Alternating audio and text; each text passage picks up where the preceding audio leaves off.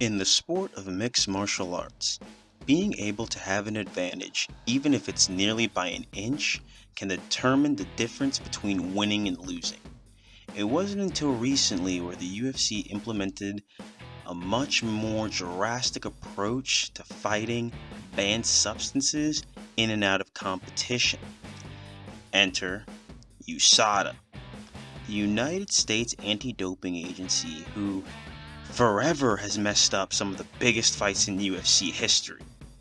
Since then, fans have barred to witness disciplinary action being taken against some of the greatest athletes MMA has to offer. People like Jon Jones, TJ Dillashaw, Josh Burnett, Frank Mir, Fabricio Verdun, Nick Diaz, Anderson Silva, Ben Rothwell, Kelvin Gastelum, Junior Dos Santos, Tom Lawler, and countless other fighters. This is just a list off the top of my head, by the way. There are a bunch of fighters that get banned from fighting for at least a year. The fighters that I mentioned usually get banned for 2 years or more. And in case you haven't noticed, I'm not the biggest fan of USADA. Why? Because there's unfair treatment across the board when it comes to how they deal with athletes. Not only do they ruin big fights because of tainted supplements and crappy operating procedures, but they ban a lot of these fighters who don't already make a lot of money from competing for long stretches of time where they don't get paid. So in this video, we're going to bring up some of that unfairness and really bring light to some of the big mess-ups USADA has made. In talking about some of the most ridiculous scandals and mishaps from USADA. My name is Rob from UpNext MMA, and in this video we'll be looking into the top 5 USADA scandals in UFC history. Let's get started. Nate Diaz, UFC 244, and the tainted multivitamin, or whole food supplement, or whatever it was. Anyway, the UFC overall has done a great job with making marketable matchups that get the hardcore and casual fans excited to watch.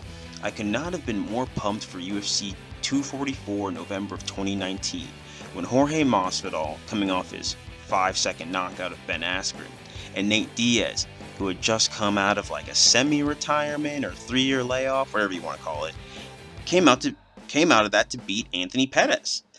The buzz for this fight was real. However, everything almost got derailed a week from the fight when Nick Diaz announced via Instagram that he was not going to make the trip to New York because USADA had flagged him for a banned substance.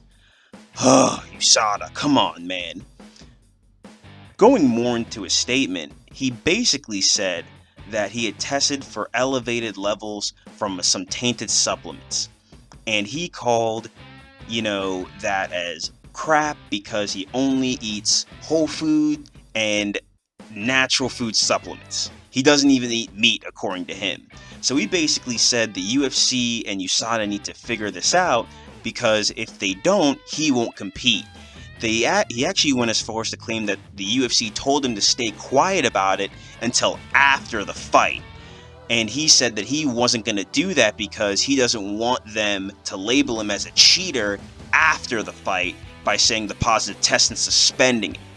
So, as a result, they went to work on this. Nate Diaz tested positive for a SARM, which are selective androgen receptor modulators.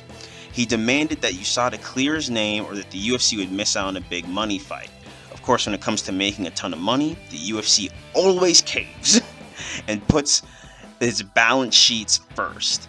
The USADA cleared Nate to fight within a matter of days. Dana White and Jeff Novitzky personally made statements preaching Nate's innocence. Now, for all of you who know how USADA works or has worked for previous fighters, a few days is an insanely quick turnaround for them, especially when you see them take months or a year plus for investigations for people like Jon Jones, who we'll get into in just a bit, don't worry, or other fighters. This whole fiasco is ridiculous. It just shows USADA is working very, very, very, very hard to either, do the deep investigations, or they're simply working hand in hand with the UFC and, working with them for the UFC's best business interests. Because if it wasn't for any other fighter, if it was for any other fighter who did not draw the big numbers that Nate Diaz did, trust me, this fight would have been scratched in a heartbeat. After the UFC has made its money, you better believe USADA would have taken their sweet time if Nate Diaz had kept quiet and revealed that he had tested positive after the fight. It would have looked very similar to Jon Jones after UFC 2017, who we'll get into in just a second. But when it comes to Nate Diaz, a week out of a huge pay-per-view for ESPN, the UFC ain't playing games. They figured it out fast. Like I said, in a matter of days. This is so shady and just shows that there's so much more bias in the UFC. And, USADA's supposed to be an independent third party. Yet they're acting hand in hand with the UFC. Well, we'll talk about another case which I alluded to earlier in Jon Jones. Number 2, or we'll call it 2A, Jon Jones, UFC 217, and the T-ball fiasco. Anyway, let's talk about another UFC blunder that took forever. You cannot talk about huge USADA blunders and leave out the epic saga of Jon Jones. For the past few years, he's constantly been at the center of USADA news. It started when he tested positive for clomiphene back in July of 2016, 4 days out of UFC 200 and his rematch with Daniel Cormier.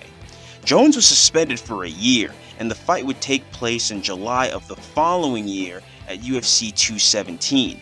Jones went on to beat Cormier by knockout in a well-publicized fight. I mean, we all watched it. But Jon Jones did it only to test positive again, this time for Turinabol, while giving an in-competition urine and blood sample. So this wasn't an out-of-competition sample that USADA usually does when they bang on your door at like 4 a.m. He did this for the commission in Anaheim, California. Of course, Jon denied his usage of the substance. He preached God and innocent and all that same usual jazz that he always does. Whether or not Jon took the substance knowingly or not is up for debate. What is not, though, was how shady USADA was in the following months dealing with the incident. For the rest of 2017 and most of 2018, Jeff Novinsky kept saying that we're investigating and we'll have some news soon. He literally said this for over a year. Until September of 2018, they didn't announce anything. They finally announced around that time that Jon Jones had received a retroactive suspension for 15 months, a full 14 months after the original offense took place at UFC 217. Now, we all know USADA takes its sweet time. As we mentioned earlier with Nate Diaz, they can sometimes turn things around in a few days. Most of the time they don't, though. They usually take a few months. But dude, over a year? This is a long time even for USADA. What were you doing that entire time? By the time they announced Jon Jones' suspension, he was almost eligible to compete again, which I don't think was an accident, by the way. I think the timing of that was on point because the UFC needed headliners for their upcoming pay-per-views for November and December of that year. It's convenient that they announced Jon Jones is eligible to compete again right in time where they need headliners for their pay-per-views just 2 or 3 months later. Just another shady day in the office of USADA and the UFC. But we got to talk about another Jon Jones blunder, though. Just playing, guys. That'll have to wait for the next video. I don't want this one to run on too long. we're gonna cut it off here and save Jon Jones and the continuation of his USADA issues for the next installment. But hey, if you liked today's video, please smash that like button, subscribe, and smash that notification bell so you know whenever we have a new video coming out. Also, tell me in the comments, what did you guys think of the Nate Diaz UFC 244 situation while it was happening? Or what do you think of, USADA taking 14 months to hand down a suspension with Jon Jones after UFC 217? Do you think USADA and the UFC work in cahoots together? What do you guys think? I want to hear from you OG and hardcore MMA fans, because I don't think I'm crazy here, but what do you guys think?